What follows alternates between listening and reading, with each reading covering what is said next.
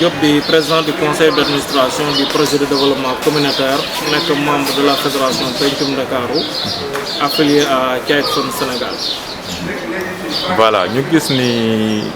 lutte bi mi ngi continuer toujours la fois passée gisoon nañ ngeen di joxe ay denrées alimentaires ak ay kit hygiène ñu gisaat tamit dafa mel ni dafa am beneen étape lu waral lii quoi. Voilà, effectivement bii mooy sunu deuxième phase ndax ñun dañ nekk ci benn programme bi nga xam ni dañuy assister ay famille yu naan famille DEV muy démunis exclus vulnérables léegi famille yooyu ay famille yu néew doole lan et que ñun sunu programme bi nga xam ne moom la ñuy def ci envers les enfants ñi nga xam ni ñoo nekk ci couche boobu très vulnérable lu mel ni bu xewee muy tey feebar bi dañuy suspendre sunu programme yëpp jël budget bi indi ko ci riposte bi def nañ ko ci koor gi pour une première phase distribuer ay denrées alimentaires lu toll ci 81 familles jox nañ leen 100 kilogrammes de riz parfumé jox leen 5 kilos sucre importé jox leen aussi 5 litres d'huile importé lu toll ci lim boobu mu wax ci ay familles bénéficiaires jël nañ également 6 daara partenaires yooyu ku ci nekk jox na la 200 kilos sucre 200 kilos ceeb parfumé jox la 10 kilos sucre importé jox la 10 litres d'huile également importé jox la ay biscuits pour sa njaboot yi nga xam ne ñoom nga yilif moom mooy taalibe yi loolu yëpp ci cadre xeex bi la jël également 350 familles comme séddale matul sunu famille yi nga xam ne amuñu ay denrées alimentaires lu ci tolloog 350 jël nañ leen jox leen ay kit d'hygiène yi boo ko gisee moom mooy ustensiles yi nga xam ne lave-mains yi nga xam ne moom la ñuy raxasoo ànd ak satala ak saabu bi pour permettre seen njaboot yi ñu nga xam ne ñoom la ñuy raxasu loolu également def nañ ko jël ay association villageoise d'épargne et de crédit yi nga xam ne ñun ñoo leen installé fii ci Cambérène lu ci toll ci 20 association ñu jox leen également ay kit d'hygiène pour jàppale leen ci xeex bi aussi ñuy mën di raxasu mën a xeex ak feebar bi. Alors critère de sélection yi lan la parce que dafa mel ni ñii dañuy am lii ñii di am lii nan ngeen def ba tànn nit ñi wala dañ leen jox liste. Voilà, critère de sélection bi également dafay xaw a jafe si ñun ndax suñu sañoon dañu am ci quota bu toll ci 507 enfants ñoom ñëpp ku ci nekk mérito nga am li nga xam ne moom mooy denrée alimentaire waaye comme séddale matul dañu jox ay critères de sélection bi ci njëkk moom mooy xale bi dafay am numéro bokk ci projet bi nekk enfant enrôlé donc loolu ci benn critère de sélection la beneen bi da ngay nekk enfant parrainé ci système bi kooku da ngay doon priorité beneen bi dañuy xool aussi ci âge xale bi wala ci famille bi nga xam ne nombre de famille bi nga xam ne ñoom ñooy bénéficier wu wala ki nga xam ne aussi tane na moroomam ci wàllu koom-koom kon dañu jël ki nga xam ne koom-koomam gën na néew ñu jëm ko xool bëri na ay critères nag bëri na ay critères mais ñi nga jàppal ni ñi nga xam ne ñoom ñu leen sélectionné selon les critères ñoom lañ jàpp ne ñoom ñoo gën a yaayoo pour am ñi nga xam ne ñoom ñooy denrée alimentaire wax ñu nag keneen ki yaayoo woonu ko léegi ki nga xam ne moom moo tane toujours ci cadre xeex bi dañuy lay jox kit d'hygiène nga jéem a jàppale mais nag dañ defoon première phase jël comme li ma waxoon 81 familles mais am naa nañ une deuxième phase bi nga xam ne moom la ñuy réaliser actuellement ñi nga xam ne amuñu woon denrée alimentaire ñu ci bari am nañ chance am tey ay denrées alimentaires ci deuxième phase bi lu ci tolloo 92 familles ñu ngi bénéficier wu ay denrées alimentaires lu toll ni ñu njëkk ña la ñu amoon aussi amaan na ay 150 familles yi nga xam ni bien que denrées alimentaires lan amoon si ñu njëkk ña cette fois ci dañ leen jox ay kit d'hygiène donc loolu mooy suñu deuxième phase bu xeex bi. Voilà bi mbas mi duggee ci réew mi donc yéen ngeen di yëngu ci xale yan matuwaay ngeen jëkk a mettre en place pour mën a muccal seeni xale. voilà xam nga ñun loolu sax daf ñu fekk ndax d'habitude ay at a ngi nii ñun à chaque fois suñuy xale yi nga xam ne tas nañ ci biir école yi dañ leen di jël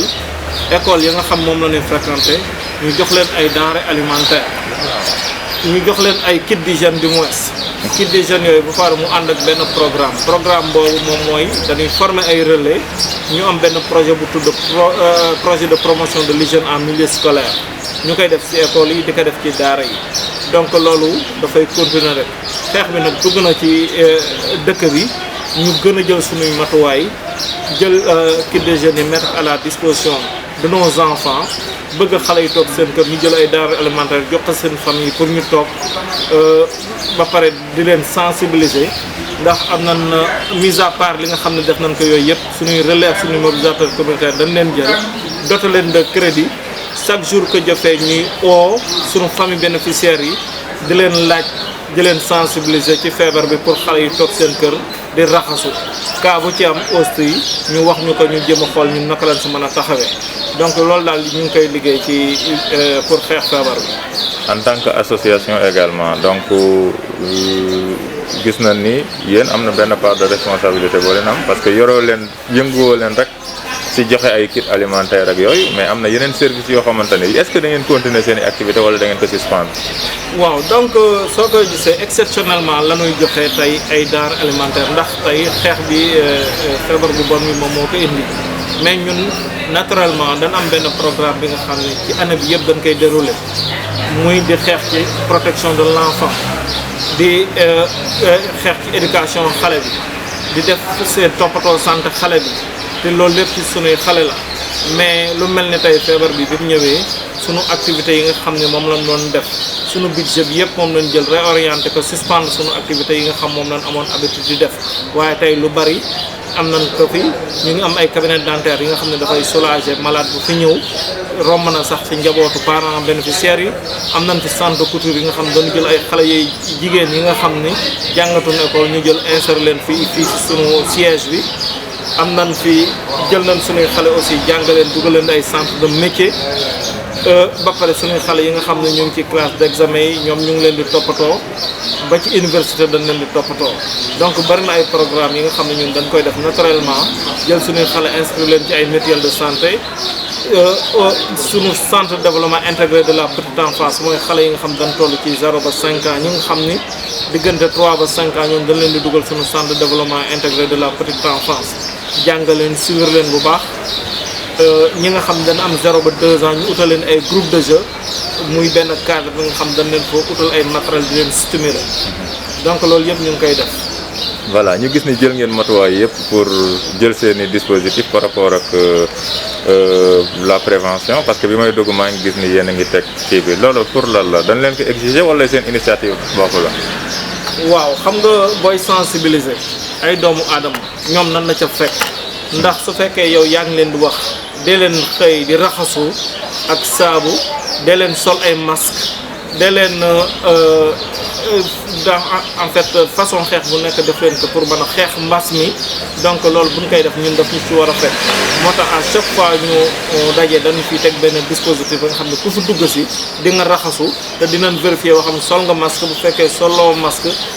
muy xale bi muy mag bi dina wax mu dellu jëm a soli masque pour que ñu arrêté sunu biir ndax mbir mi tas na si dëkk bi ba nga xam ne kenn xamul ku ko am ak ku ko amul kon ku ci nekk war na jàpp ne yow am nga ko si biir yaram na nga fexe aar sa morom donc loolu bu fekkee am na rek je pense que dina réussir sa xeex bi nga xam moom la ñuy def. ba tey mel na ni yemoo leen si ay kit ay denrées alimentaires lave-mains et cetera ñu gis ni toujours rek yéen a ngi si li bi parce que comité bi nga xamante ni arrêté la ñoom sax dafa mel ni yéen a leen jàppale àll leen benn foo xamante ni fa la nekk donc loolu day wane ni rek communauté bi ngeen nekk loolu ban jàngat nga ci am. voilà merci foofu sax maa ngi ko doon bëgg a ñëw ndax tey comité bi nga xam ni ñoom la sous-préfet installé le maire de la commune dirigé ko ñuy xeex mbas mi fii ci dëkk bi am ay action bi ñu njëkkee sollicité ni dañ am problème mu siège bi dañu yëkkati suñu salle de réunion bi jox leen ni leen su leen neexee ngeen def ci lu leen neex dootuñu leen déranger ba bañ nañ ko ba ñoom dañu changer ay serrure jël seen caabi di fi defee seen réunion di fi defee seen programme riposte yëpp yemuñu ci loolu ñu ànd ak ñoom aussi ci stratégie su ma joxee exemple rek am na xeex bi moom bu ñuy xeex jëmee ci ouverture des classes le 2 juin ñun ñu ngi waxtaan ak ñoom pour jéem a xool ñun naka lañ ciy contribuer ndax gis nañ leen ba wax leen nanu def benn plan d'action de riposte léegi bu ñu jébbalee document boobu ñun dinañ fexe inspecteur de l'éducation et de la formation bi nga xam moom la ñu wékku muy IEF des Parcelles Assainies ñu valider ko buñ ko valider dinañ delluwaat ak sunu partenaires yi tegal leen ko pour ñu xool lan lañ ci yayoo pour mën a jàppale leen ñoom ñu xeex mbas mi. donc loolu aussi dañuy contribuer ci dëkk bi ndax yemuñu ci suñuy xale yemuñu suñuy njaboot rek mais comme ñëpp la laal ci dëkk bi ñun aussi suñu kënt lay kartan dinañ ko def pour mën a jàppale ñëpp. d'accord sa kàddu yu mujj la ak ban jàngat ngay def ci distribution bi ak lan ngay wax ñi nga xamante ni bokkuñu ci programme bi pour le moment. waaw merci sunu kàddu bu mujj rek moom mooy gannaaw bi nga xam ne bu nu gërëmee sunuy collaborateurs yëpp moom mooy le conseil d'administration le personnel su ma ko waxee relais communautaire yi la mobilisateur communautaire yi la ñoom ñi nga xam ni bureau exécutif bi ñoom ñi nga xam ñu ngi taxaw membre CA yi parents bénéficiaires ñoom ñëpp ñu ngi taxaw pour jàppale ñu suñu liggéey nga xam ni compliqué na lool waaye bu ñu waxtaan ak ñoom aussi dinañ dégg jàppale ñu ci liggéey bi donc ñooñu dañ leen di gërëm di leen encore solliciter ñu jàppale ñu mën a sensibiliser njaboot yi nga xam ñoom ñun ñoo leen yilif pour que ñu mën a daan corona bi. donc loolu suñuy objectif la bokk di ñaan yàlla mu jàppale ñu si ñuy gërëm ñëpp vraiment di leen sant kontaan nañ yëpp kontaan nañ ci kilifa yi kontaan nañ ci dëkk bi jërëjëf waay. merci beaucoup.